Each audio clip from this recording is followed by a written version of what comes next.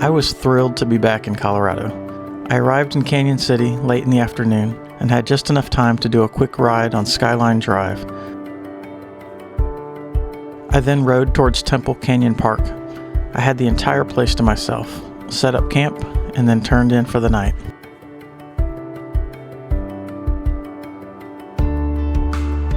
I didn't waste any time the next morning and had big plans to work my way towards the Alpine Loop in southwest Colorado, a place that I'd been fascinated with since I took a trip in the area last year.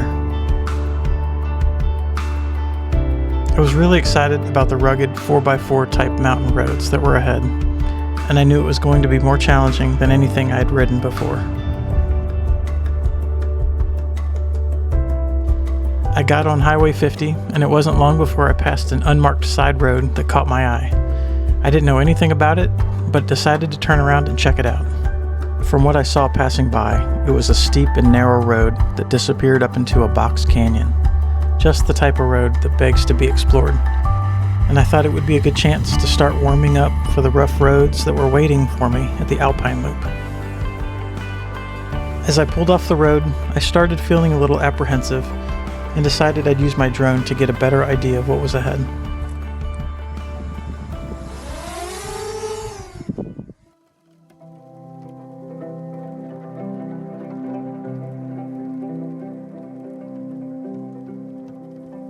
From what I could see, there weren't any major obstacles, and I decided to go for it.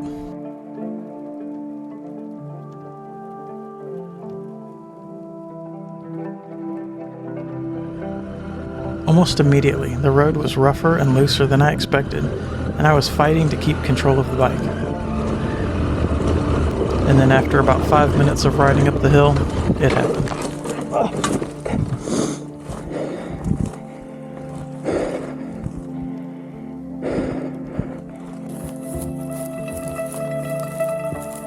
I quickly got to work trying to lift my loaded bike back up, and eventually I remembered to put the bike in gear to keep it from rolling downhill as I lifted it.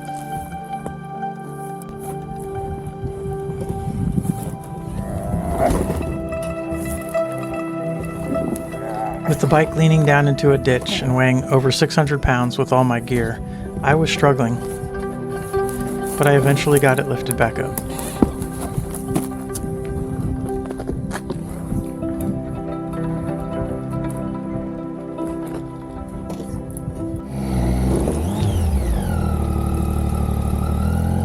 I knew I couldn't go any further up, so the next challenge was to turn my bike around, which is no easy task on a narrow, steep gravel path.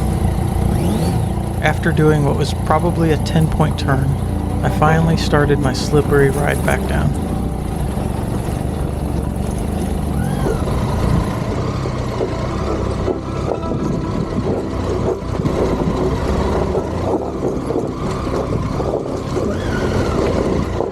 It was quite literally a balancing act. The harder I braked, the more my tires would slip, but I'd certainly crash again if I let myself go much faster. Not to mention the occasional solid rock wall to my sides that I didn't want to run into. I almost lost the bike again, but managed to keep it up.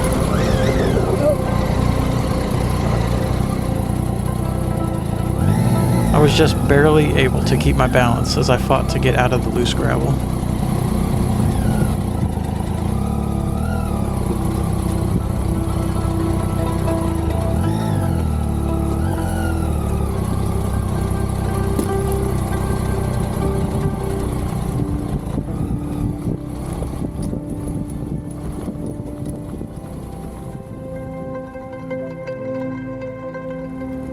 It was humbling, and I was definitely relieved to get back on pavement.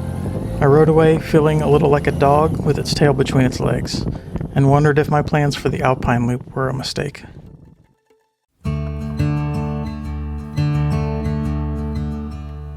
My next challenge was Marshall Pass, which was a much easier ride compared to the road in the Box Canyon. The road over the almost 11,000 foot high pass was gradual and relatively smooth.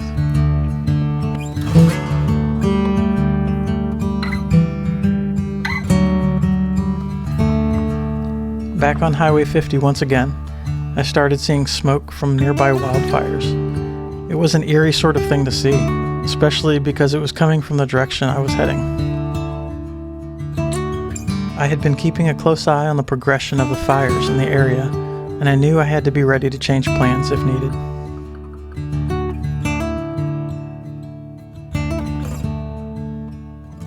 I saw a narrow road that led down to the river, so I decided to check it out, hoping to take a break next to the water. I found this incredible wood bridge and a place to rest along the clear river. These unplanned surprise gems along the way are often my favorite parts of these journeys.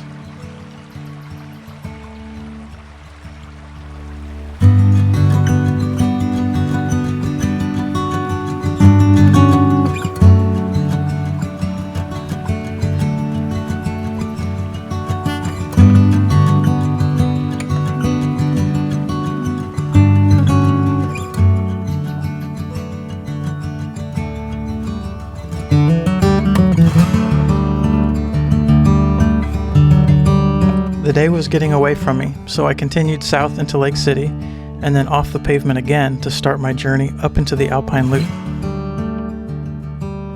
It's hard to make much progress though when you just keep coming across sights that leave you little choice but to stop and enjoy the beauty.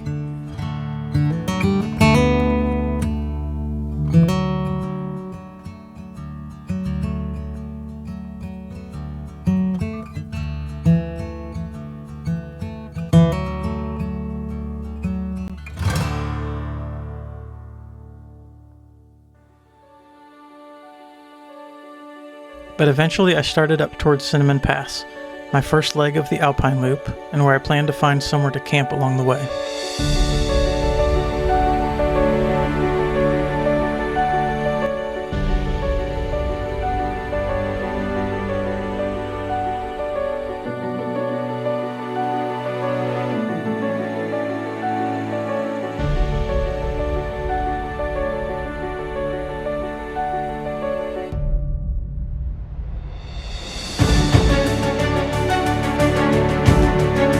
As I climbed higher, the road just kept getting better.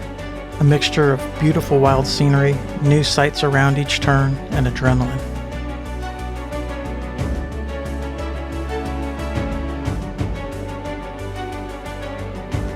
The sun was getting lower, and I had been looking for a place to settle for the night. The good campsites had already been claimed, and I was starting to feel a little anxious about finding a campsite. I asked someone coming down the mountain if they knew of any options ahead, and they mentioned that there might be some sites still available just ahead in an area called American Basin. So I took the slight detour to see if I could find a place to camp. Passing one claimed site after the other, the climb just kept getting steeper and looser.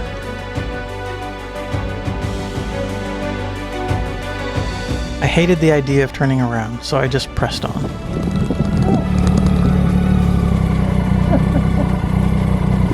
Besides, I was absolutely having a blast. I knew I was pushing my limits, but I kept going thinking that surely a campsite would be just ahead. But eventually, the road was too steep, too loose, and off-camber for me to even turn the bike around.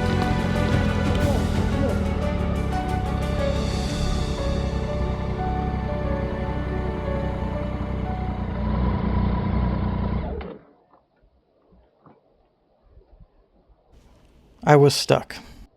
I couldn't make it up any further, but didn't have any room to turn around. I tried to slowly back down the hill, but realized that would take hours at the rate I was moving. I wasn't sure what to do. I hadn't been in this situation before. I figured the only thing I could do was to try to get my bike turned around somehow, and then slowly roll back down. I tried to get off the bike, lost my balance, and then felt even more stuck than before.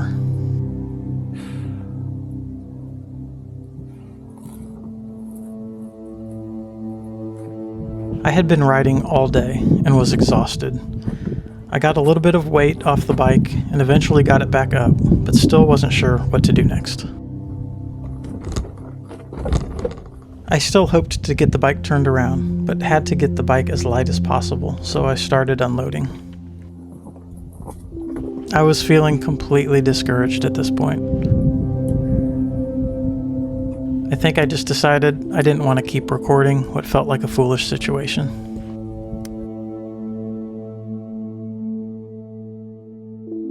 And then a vehicle appeared over the top of the hill. A few hikers followed, strangers instantly willing to help.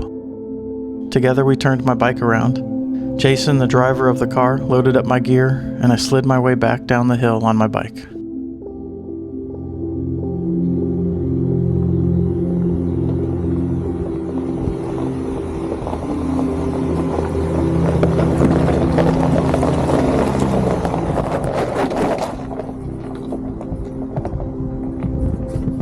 Good job making it down. You guys are angels. There was a second there where I was really worried about you. I was worried too. That must have been nerve-wracking.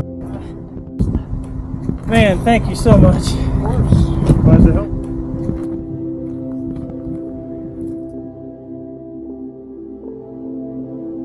There was a clear theme that would develop over the next few days: the kindness of strangers. Jason was just one among many people that would go out of their way to help me along my journey, and do it with absolute kindness.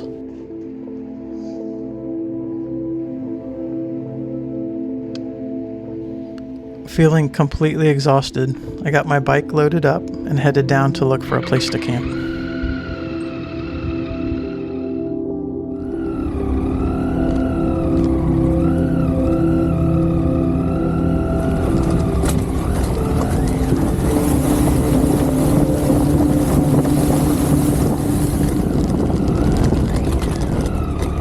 I remembered a side trail I had passed that looked like a possibility. I took it and found a remote, secluded area near a flowing stream. It was exactly the type of place I had hoped for.